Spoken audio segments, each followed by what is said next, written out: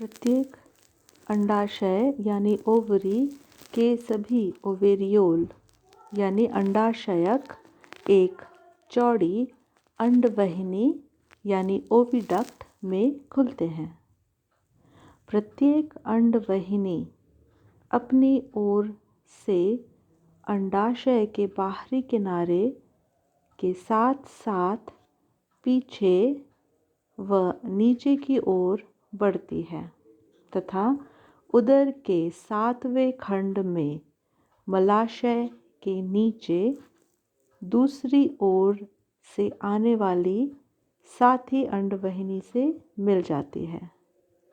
दोनों अंडवाहिनियाँ परस्पर मिलकर एक चौड़ी और पेशीय योनि यानी वेजाइना का निर्माण करती है। योनि अंड निक्षेपकों प्लेटों के बीच एक जननिक छिद्र द्वारा बाहर खुलती है।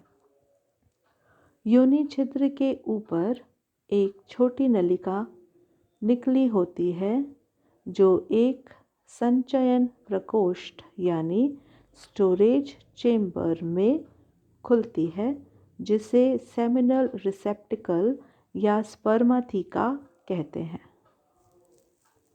शुक्र ग्राहिका यानी स्पर्माथिका में मैथुन क्रिया के समय नर से प्राप्त शुक्राणुओं यानी स्पर्म्स का संचय किया जाता है।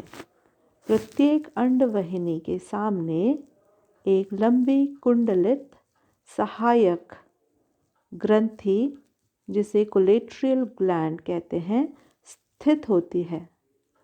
कोलेट्रियल ग्लैंड एक सीमेंट के समान एक प्रकार का पदार्थ स्रावित करती है जो अंडे दिए जाने पर उन्हें परस्पर चिपकाने का कार्य करता है। जीवन चक्र कॉप्युलेशन या मैथुन क्रिया।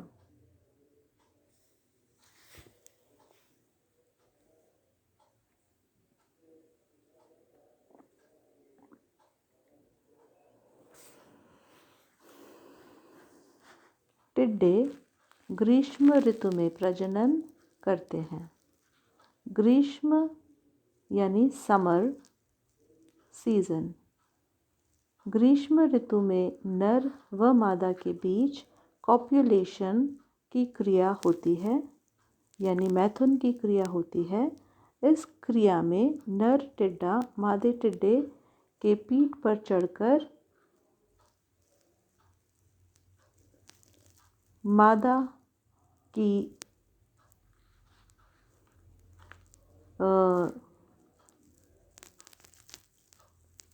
जेनाइटल चेम्बर में शुक्राणु युक्त शुक्र रस को विसर्जित करता है।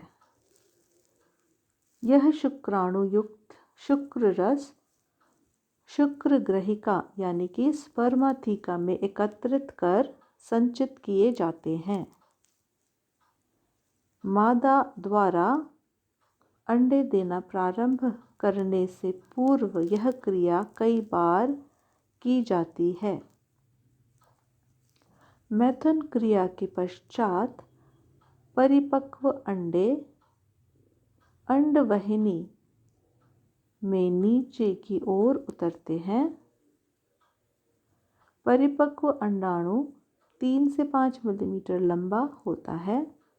अंडे में पीतक यानी योक भरा रहता है व पीतक के चारों ओर एक पतली पीतक झिल्ली वाइटलाइन मेम्ब्रेन पाई जाती है तथा बाहर की ओर एक हरा भूराभ कवच से ढका रहता है।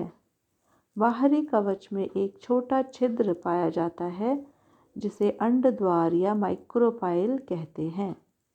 जब परिपक्व अंडे अंडवाहिनी यानी ओविडक्ट में नीचे उतरते हैं तो शुक्र ग्रहिका से शुक्राणु आकर अंडद्वार यानी माइक्रोपाइल से अंडे में प्रवेश कर अंडे को फर्टिलाइज करता है।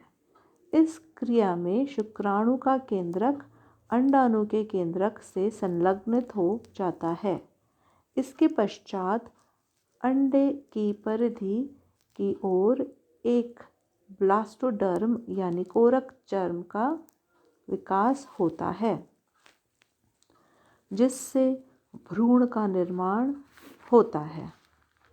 अंड निक्षेपण यानी ओविपोजिशन। वयस्क मादा मैथुन के 8 से 24 घंटे के अंदर अंडे देना आरंभ कर देती है, जो हेमंत ऋतु यानी ऑटम सीजन तक चलती रहती है। मादा द्वारा अंडे ज़मीन में 2 से 6 इंच की गहराई में दिए जाते हैं। इसके बाद मादा अपने उदर के पश्चभाग अंड निक्षेपक को रेतीले ज़मीन में घुसाकर सुरंग बना लेती है। एक सुरंग में 20 अंडों का गुच्छा निक्षेपित कर दिया जाता है। ये अंडे कोलेट्रल ग्रंथि द्वारा स्रावित पदार्थ से परस्पर चिपककर एक एग पॉड यानी अंडफली बनाते हैं। मादा लगभग 200 से 500 अंडे दे सकती है। अंडे 7 से 9 मिलीमीटर लंबे व 1 मिलीमीटर चौड़े चावल के दाने समान होते हैं। कॉकरोच में लगभग 16 अंडे ऊथिका के अंदर दिए जाते हैं। ग्रास हॉपर में कोलेट्रल ग्रंथियों द्वारा हर एक परिपक्व या फर्टिलाइज्ड एग चिपकाने के काम आता है। इसमें सभी अंडों को एक पर्सनुमा संरचना यानी ऊथिका में नहीं दिया जाता है। मैच्योर एग्स जो हैं उन्हें एक साथ कोलेट्रियल ग्रंथि द्वारा स्रावित सेक्रीशन से चिपका दिया जाता है और इस प्रकार से एक एग पॉड यानी अंडफली का निर्माण होता है। अंडे ज़मीन के अंदर मादा द्वारा दिए जाते हैं। इन अंडों में डेवलपमेंट भ्रूणीय परिवर्धन 3 सप्ताह तक चलता है। तत्पश्चात डेवलपमेंट यानी परिवर्धन रुक जाता है और भ्रूण विश्राम काल यानी डायपॉज अवस्था में प्रवेश कर जाता है। जैसे कि हमने देखा कि फीमेल द्वारा एग्स जो है वो समर सीज़न में दिए जाते हैं और ऑटम सीज़न तक वो अंडे देती रहती है।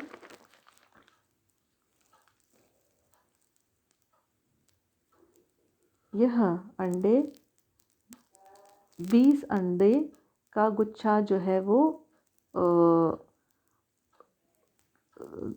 मिट्टी के अंदर छेद बनाकर डिपॉजिट किए जाते हैं और अंडे देने का जो कार्य है वह हेमंत ऋतु तक चलता रहता है। हेमंत यानी ऑटम ऋतु। और ऑटम ऋतु आने के बाद डेवलपमेंट जो है वो अगेन कुछ हफ्तों तक चलता है, यानी 3 हफ्तों तक चलता है और 3 हफ्तों के बाद डेवलपमेंट रुक जाता है। ऐसा इसलिए होता है क्योंकि आफ्टर 3 वीक्स 3 सप्ताह के बाद सर्दियों का समय आता है और सर्दियों के समय से बचने के लिए डेवलपमेंट जो है वो रुक जाता है और एक विश्राम काल की स्थिति आती है जिसे कि डायपॉज कहते हैं। वसंत ऋतु के आने पर यानी सर्दी मौसम बीतने के बाद वसंत ऋतु के आने पर भ्रूण में पुनः वृद्धि होने लगती है और इनमें से शिशु टिड्डा जिसे निम्फ कहते हैं वह बाहर आता है। यह वयस्क टिड्डे का छोटा स्वरूप होता है। यह पौधे की पत्तियों को खाकर तेज़ी से वृद्धि करता है। इसमें लगभग 5 मोल्टिंग देखने को मिलती है। 5 मोल्टिंग के बाद यह एक अवस्था में आता है जिसको इमेगो कहते हैं, जो कि एडल्ट के समान होती है। अंडे से निकलने के बाद जो अवस्था निम्फ की होती है उसे हॉपर अवस्था कहते हैं, जिसमें यह पौधों की पत्तियों को खाकर तेज़ी से बढ़ता है। हॉपर अवस्था में सिर बड़ा होता है तथा पंखों का अभाव होता है। शरीर की वृद्धि के साथ इनका इनफ्लेक्सिबल काइटनी एक्सोस्केलेटन यानी बहिर्कंकाल अधिक नहीं खिंच सकता, इसीलिए इसे समय समय पर उतार दिया जाता है। और एक्सोस्केलेटन यानी बहिर्कंकाल को उतारने की जो प्रक्रिया है वह मोल्टिंग या त्वक पतन कहलाती है। इस प्रोसेस को हम एक्डाइसिस भी कहते हैं। 5 से 6 मोल्टिंग के पश्चात जो टिड्डा है वो एडल्ट के रूप को पाता है। एडल्ट के रूप को पाने से पहले की एक अवस्था होती है जिसको इमेगो कहा जाता है। इस प्रकार परिवर्धन क्रमिक कायांतरण यानी ग्रेजुअल मेटामॉर्फोसिस कहलाता है। इसे हम हेमी मेटाबोलस या इनकम्प्लीट मेटामॉर्फोसिस भी कहते हैं।